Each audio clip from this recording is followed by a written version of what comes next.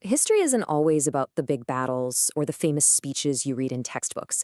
Sometimes the most incredible stories are found in the quiet, everyday moments of a single life. Today, we're going to do just that. We're diving into 1841 to see the world through the eyes of a young girl named Lucretia and how she navigated life, loss, and hope. So picture this. We're in Medfield, Massachusetts. The year is 1841. And we meet 12-year-old Lucretia Smith, right at a moment when her entire world has just been turned upside down. For her, literally nothing will ever be the same again. I mean, that's a powerful thought, isn't it? Outside, the world looked the same, but everything felt different. Just imagine that feeling. The trees, the houses, the sky, it all looks exactly as it should, but your whole inner world has been completely rearranged. This is Lucretia's new reality, just trying to navigate a familiar place that now feels totally alien because of what she's lost. All right, so let's really dig into this world that was so transformed by loss. We're going to see how, in just 1 year after her father's death, that single event managed to reshape every single part of her life. And it all happened so incredibly fast. Her dad, Alpheus, he passes away in January of 1840. He was only 37. And almost immediately after, the family finds out just how tough their financial situation really is. And that brings us to where we are now, a year later with a 12-year-old Lucretia trying to figure out how to live this brand new life.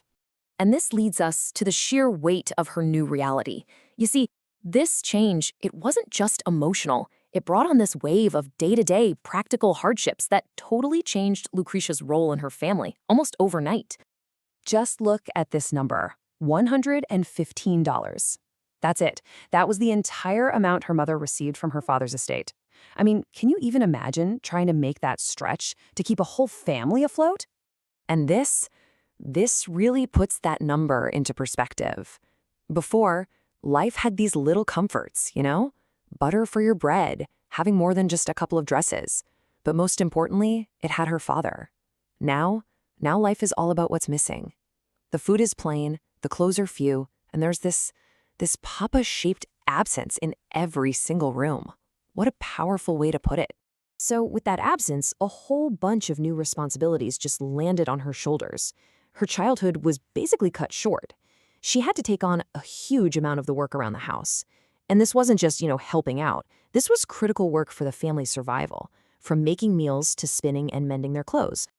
But here's the thing, she wasn't completely alone in all this. A small but really vital community kind of formed a safety net around her and her family, helping them get through this incredibly tough time. It was a small circle, but a powerful one. At the center, you had her mom, Elizabeth, who was just the rock holding it all together.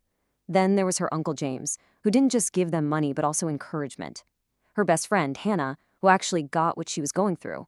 And her teacher, Miss Warren, who kept pushing her to learn. And her Uncle James, he said this to her. "A bright girl needs to keep reading. Your father would have wanted you to be educated." Think about that. This wasn't just about charity. He was investing in her future. And by connecting it to her father's memory, he gave her this incredible sense of purpose that was about more than just surviving. Okay, so we've seen the outside world of chores and school, but what was going on inside her head? I mean, how does a 12-year-old even begin to process a loss that big? For her, it was all about grief, memory, and these little rituals that brought her comfort.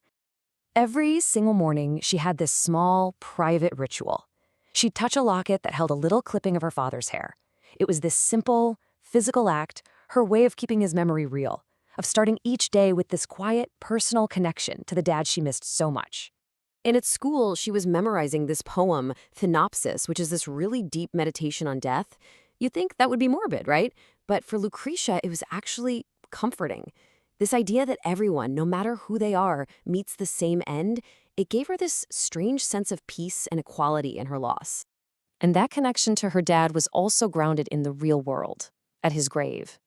These were the words carved into his headstone. It's a very stark message, right? Pretty typical for the time.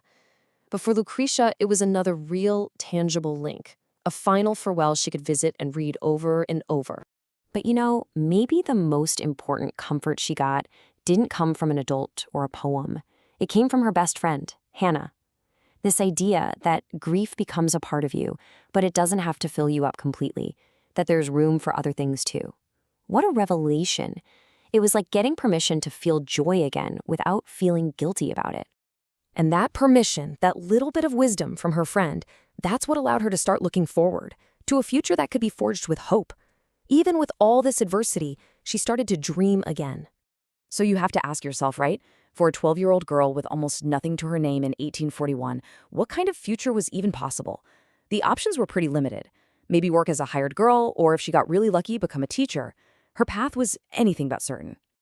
But with her uncle's encouragement, a new path, a new dream started to take shape. And it was all built on education. The plan was ambitious. First, she had to excel at her local school. Then the hope was to get into a female academy. And the final goal? Become a teacher, a respected job that would give her a future and her own independence. So after a year of all that grief and all that hardship, she wasn't just a victim of her circumstances. No, she was Lucretia Townsend Smith, a survivor. She had been through the absolute worst year of her young life, and she was still here, still standing, and she was still hoping. And that's what Lucretia's story really makes us think about. We so often see history as just a list of big dates and events. But when you zoom all the way in on one person's quiet journey of resilience, how does that change the way we see the past? How does it change our whole understanding of what it actually meant to live?